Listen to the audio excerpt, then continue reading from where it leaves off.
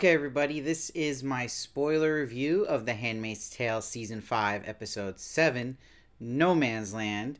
This was directed by Natalie Leet and written by Rachel Schuckert. So we jump right where we left off, where Serena has got June at gunpoint and June's driving the car. And in this sequence between June driving the car, June leaving and running away from the car, and then realizing Serena can't really get anywhere and goes back to the car, that June, I think, says the F word maybe 20 times in a matter of 2 minutes. Where the F are we going? You're effing sorry?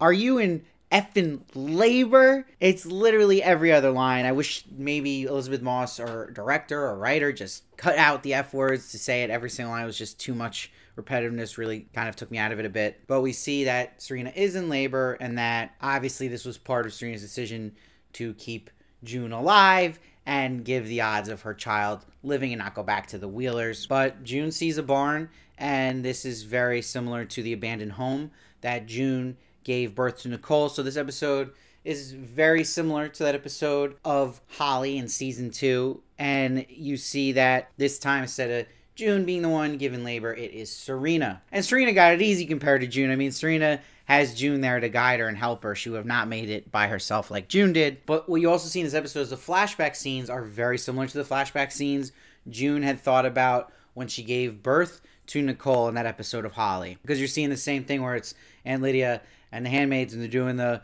push, push, breathe, breathe. But in the Holly episode, the flashback was of Janine's moment giving birth and that happening. But this is a more tragic flashback of off Clarence, where she does not live giving birth to her child. Shout out the appearance of Nina Kiri, who plays Alma. That's my girl right there. But we also see Brianna, and we even see pregnant Janine here. But what this flashback is doing in this sense is that it's moments that June is thinking of about the horror that happened here, what happened to off Clarence, and these thoughts are coming into her when she's deciding to almost leave, when she's getting the car out of the mud, and she just can't do it. She literally looks at her hands. She's got blood on her hands. Can't leave a woman and her baby to die. It's not in her DNA to do that. Now, what I had problems with in some of these flashback moments is just even when they first get into the house and we're watching off Clarence starting to go into labor, that Serena and June would even smirk and smile at each other at this point. That just doesn't line up to me and what the relationship was like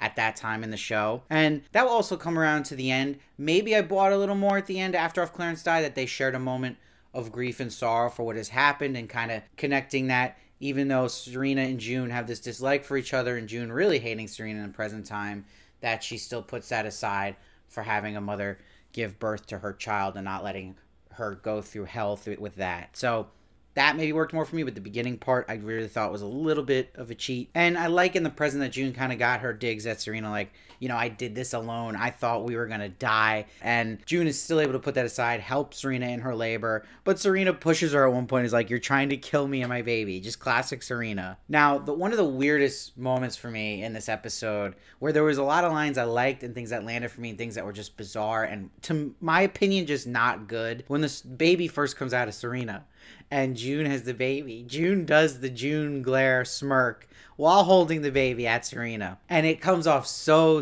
corny here. And then she's like, never mind. Come on, put it here, Serena. Like, this thought she had of just taking this baby and screwing Serena over. It just felt so silly she would make that face at that moment to her. Now, what I did like, though, is that you see Serena names the baby Noah, and she says he's the savior of humanity. But I think that really works here, because this baby at the same time is keeping the humanity in Serena and keeping it in June in this episode, that they don't become full monsters. Serena has her redemption here, and June does the right thing at the end of the day in this episode by having Serena and the baby live. And Serena says, why didn't you kill me at the protest she's talking about? And she's like, why Fred and not me? And this is where June's like, I didn't want to. But again, I remember that scene, the way they had shot that was June looked at her pregnant belly. So like she says by the end of this episode, it really is not for Serena but for the child. It is an innocent life. And they go on about how Serena doesn't want him to be like Fred, and that June's like, it's important how you're going to raise this child. And this is where Serena is hinting at the idea of Luke being the one to do it because he's a good man, and giving up it to June and taking on this child, and her actually being remorseful for once, Serena, and that she deserves what's coming her way, that she has nowhere to go. She can't live in Canada. She can't live in Gilead, and that she has served her purpose. But before we even get to that, in these moments where I do like a lot of this writing, there's writing that to me that, again, I just think is not good, where she literally says, Serena, I can't go to hospital because the weirdos will find me. They have been controlling me at every move. It's like I'm their handmaid. It's like I'm you. Don't like it. Just so on the nose, too much. Thank you for spelling that out for us. But back to where Serena's saying maybe you should take him. She's like, I want what's best for him, like you do with Nicole, with your daughter. So it was huge for June to hear Serena finally say that it's her daughter. But this is where Serena goes into really Serena kind of things, where she's saying, I think God sent you to me today, guided my hand to save you so you could save my baby like an angel. And she calls her an avenging angel and says, a quote from the Bible, he will avenge the blood of his children and take righteous vengeance on his adversaries. So this really does explain June, but this isn't the way June's going to go and take this vengeance on her adversary, which is Serena. And you see, she says, maybe I'm the ark, June. Maybe I'm the vessel. Maybe that's all that was meant for me in this life. God's will. This is where June has a reflective moment and has her moment to kind of prove what she really believes is God's will, not the way Serena spins it. Because she's like, a vessel, that's what you thought I was, what we were, talking about handmaids, and who we were, where we came from, what we wanted. None of that mattered to you and any of you. And so just where Serena's like, I'm so sorry. And she's like, I don't care, you're sorry. We mattered. We are people. We have lives. That is why I'm going to save yours, because this isn't Gilead and I am not you. This is great writing. I love this. And she's like, I don't deserve to be saved. And she's like, it's not for you. It's for him. But this is where it starts to lose me, because that cheesy choir music and a great score I always love, but I hate the ooh music. This is where I do like the writing, where she's like, you're his mother and he belongs with you. That is God's will. Great. Then you lost me in the next line where she says, do you understand me?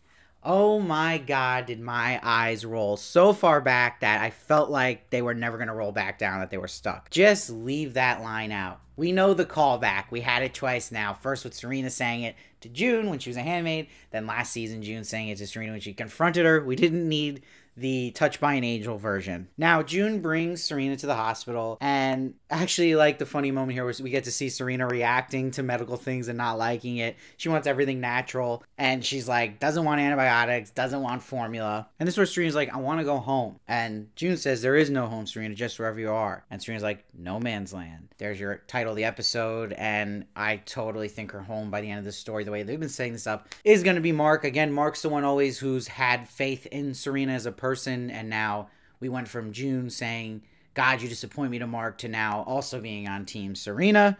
Pretty quick, still a little too quick in my opinion, but it was definitely more earned in this episode for sure, about, again, the bonding between having this child live and Serena showing some remorse, even though she had to be at, like, death's door to do it. But June feels good here. She did the right thing. She knows it.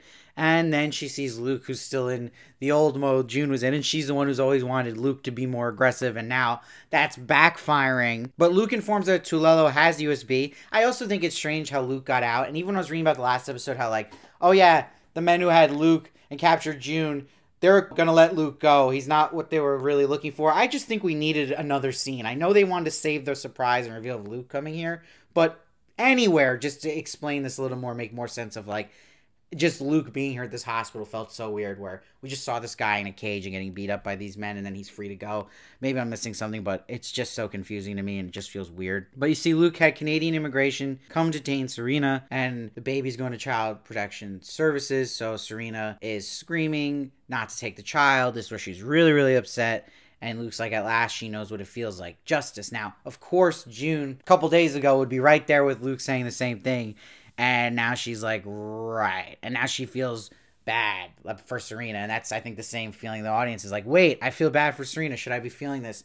It is a total 180 here, but definitely worked more better for me in this episode. But again, I'm giving this episode 7.8 because these last two episodes just feel like I'm watching Days of Our Lives, and I don't feel this is really going anywhere that interesting, and that where do we even go from here? Again, it's like, now I gotta invest in this baby of Noah and her getting Noah back, June. I just feel like there's parts of this that it's just like, okay, we're losing adversaries here that we know, and whether it's Serena, Putnam, Fred, that if everyone's getting a redemption arc with Lydia and Serena now, what is the adversary here? It can't just be Gilead. That doesn't attach humans to it. We need a face. We need a person. We need something. I'm just confused at where this is all going. And if you're going to go into Serena and June take down Gilead, okay, but I think they're setting up, we have to get through a lot of sludge first, and there's only one season left. So they're going to have to figure out this Noah stuff. I'm not that interested in it. And this whole thing, it's kind of getting stale for me. I'm just being as honest as possible. But my rating of 7.8 really more comes from moments of where I really like the writing and moments where it's just silly and where I'm like, okay, I'm just watching Serena and June go through Serena's labor together. It's not, the TV and powerfulness that Holly was, if we're comparing it. And yeah, doing again the push and having a very, very similar flashback. They're trying to call back to the episode, but there is also a downside to that where it just kind of almost feels like a copy and paste version that's just not as effective. So I don't know. I just not enjoying this that much, but I thought there was really good moments. I thought Yvonne Strahovski's performance was great here. I thought Elisabeth Moss was, Elisabeth Moss. I don't think she's brought her total A game this season. I think she's maybe tuning out a little bit as well, but fine. It was fine. But that's my thoughts. I'm curious what you guys think. We know this is going to lead into the Testaments eventually. So I'm just sitting here trying to figure out what I'm excited for, what I'm wanting to see next, because there really isn't much. But maybe I'm wrong. Let me know what you guys think. Are you guys excited? Did you love this episode? Did you hate it? Did you think it was okay like I did? Where it's at like a 7 area. I'd love to hear your thoughts. I appreciate you guys. And again, please, everyone, be civil with each other here. Please follow me at Steve Varley Show on Twitter, Instagram, and TikTok for more of me. And I also do celebrity interviews. I review other shows. I review movies. So really, subscription helps in so many ways. A tip helps in so many ways too. With the thanks button below. You become a member today. You get exclusive live streams. That helps even more. Appreciate all you guys. Praise be, and I'll see you next time.